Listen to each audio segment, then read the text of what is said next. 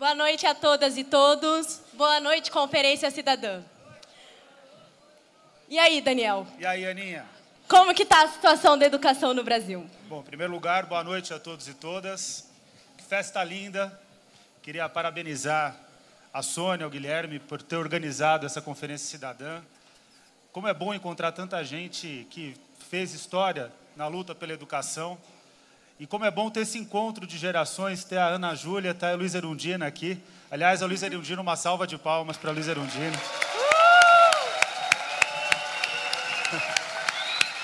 A melhor prefeita da história da cidade de São Paulo.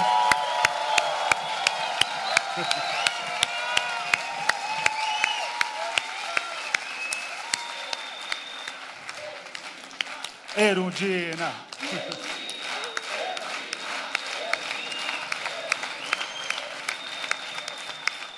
Tem muita gente boa, Áurea, Carolina, enfim. Essa é uma grande festa. E essa festa demonstra o início de uma bela história na construção de uma alternativa para o país. A situação da educação, Ana, é uma situação extremamente preocupante para o país do Paulo Freire e do Anísio Teixeira, reconhecidos no mundo como dois dos maiores educadores da história mundial. Recentemente, nós aprovamos o Plano Nacional de Educação e nós teríamos que ter criado, até 2016, 2,7 milhões de matrículas da pré-escola até o ensino médio por uma emenda à Constituição. Ou seja, o direito das nossas crianças à educação e dos nossos adolescentes está sendo sempre desrespeitado. Mas não é só isso. Nós temos 14 milhões de analfabetos adultos, é o país que tem o maior número de analfabetos adultos da América. Nós temos a necessidade de criar 7 milhões de matrículas na universidade, ou seja, o Brasil é um país que, mesmo com todos os avanços em termos de criação de matrículas, ainda não fez o trabalho suficiente. Mais do que isso, o Brasil não conseguiu avançar em termos de qualidade da educação. É uma vergonha para quem é educador conviver com o salário do magistério, com as condições de trabalho dos professores. Então, nós temos que inverter a lógica, Ana. A economia, a Laura acabou de falar aqui, a economia normalmente diz que a educação tem que estar a serviço dela. Mas esse projeto que se constrói aqui na Conferência Cidadã, ele tem que inverter a lógica. A economia tem que estar a serviço dos direitos sociais e da população brasileira. Esse é o desafio fundamental desse projeto que vai ser liderado pelo Guilherme e pela Sônia. E como você vê, Ana, a situação dos estudantes em relação à qualidade da educação e às lutas pela educação pública de qualidade? Então, Daniel, é só a gente lembrar do que a gente passou pelas ocupações para saber como anda a situação do estudante. Para saber como é que o estudante brasileiro é valorizado. É só lembrando de cada vez que a polícia bateu no portão das escolas ocupadas, de cada vez que a gente levou porrada, tapa na cara, e de cada vez que a gente foi chutado para fora das nossas escolas por estarem lutando por ela. É lembrando desses momentos, é lembrando das ocupações de 2015, das ocupações de 2016 e da luta que a gente fez nas ruas em 2017 para ter um mínimo da noção da educação brasileira. Mas sabe, lembrando das ocupas, é onde a gente também vê a esperança da educação brasileira. É onde a gente vê que ela pode, sim, se transformar em uma educação emancipadora, libertadora, popular e que nos leve, sim, a um país desenvolvido. E que nos leve, sim, a uma soberania nacional. Que valoriza o jovem, valoriza o estudante, valoriza todos e todas as trabalhadoras do Brasil. Mas, para além da educação, as Ocupas também pensou num projeto de Brasil. As Ocupas também discutiu democracia.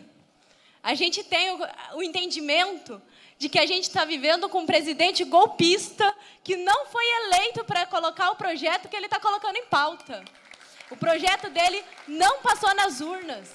E nós precisamos a gente precisa recuperar a democracia brasileira. Nós precisamos poder votar em nossos presidentes ou presidentas. Mas nós precisamos ser ouvidos. E não ser passado no tapetão depois de 1 ano e meio de que elegemos alguém. E aí, o que você me diz?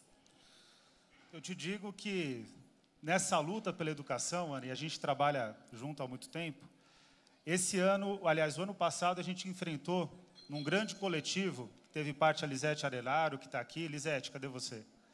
uma das maiores educadoras desse país. Levanta, Lisete.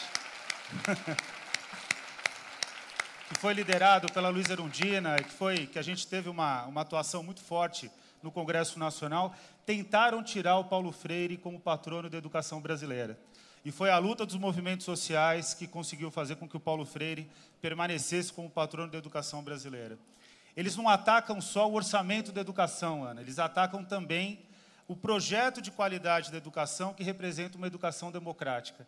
Eles querem um país de robôs e nós queremos um país que, de fato, a escola pública constitua a cidadania e a escola pública emancipe o homem, como ensinou Paulo Freire. Então, Guilherme, eu e a Ana trouxemos aqui um presente para você e para a Sônia, que a gente considera que nenhum presidente na história desse país, nenhum presidente, leu Pedagogia do Oprimido como deveria ser lido. A Ana vai te dar Pedagogia do Oprimido. Essa é a edição da minha esposa, ela vai me matar. E eu vou dar para a Sônia a Pedagogia do Oprimido. Cadê a Sônia? Sônia. Ela saiu, está lá atrás. Depois eu dou para a Sônia. Pedagogia do Oprimido, porque uma educação efetivamente de qualidade no Brasil tem que se pautar pelo maior educador da história do Brasil.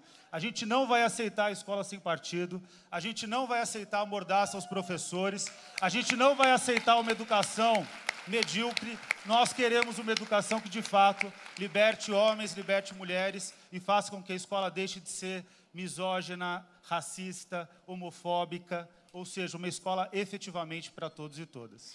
E, bem, partindo disso, a gente também precisa dizer que a juventude está ligada além das eleições presidenciais. A gente tem aí, além da luta de uma escola, né, que não seja de um partido único, e que, para isso, a gente precisa, sim, ter o ensino da política dentro da escola, do que é a política, para que ela serve, em quem a gente vota, em quem a gente deixa de votar, o que cada cargo representa. Então, a gente também precisa focar nas eleições legislativas, não é mesmo, Daniel? Sempre. E por conta disso, que a gente quer, enquanto juventude, enquanto estudantes, também está ocupando o Congresso Nacional. Também está sendo representado lá. Queremos mais negros, negras, LGBTs, trans, mulheres, indígenas. Nós queremos a juventude dentro do Congresso Nacional. A gente quer poder estar fazendo as políticas nas ruas e fora delas também. Queremos estar fazendo a política em todas as esferas. E não queremos mais ser excluído desse sistema. A gente quer estar lá e a gente não vai mais pedir licença para entrar. A gente vai se impor através de ocupações urbanas, rurais e o que mais deixarem espaço para a gente ocupar. Enquanto estiver existindo injustiça, nós estaremos ocupando todos os espaços em busca de democracia, igualdade e fraternidade para todos nós.